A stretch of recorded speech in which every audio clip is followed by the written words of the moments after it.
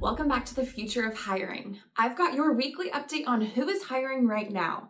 This week featuring pizza chains. We have Papa John's Pizza, Pizza Hut, and Domino's. These companies have all rolled out zero-contact delivery and updated cleaning and sanitation policies. First up is Papa John's Pizza, who is immediately hiring 20,000 employees. They are looking for part-time and full-time positions, including delivery drivers, team members, assistant managers, and GMs. Next is Pizza Hut. In March, this company announced plans to hire 30,000 employees and is still actively looking. Pizza Hut is hiring for part-time and full-time positions, including team members, shift leads, and delivery drivers. Last up is Domino's Pizza. This pizza chain announced plans to hire 10,000 employees due to increased demand. They are looking for part-time and full-time positions, including delivery drivers, customer service reps, GMs, and more. To be the first to know who's hiring, head to snagajob.com to see what else is available in your area. Don't forget to subscribe down below and stay tuned for our episode next week.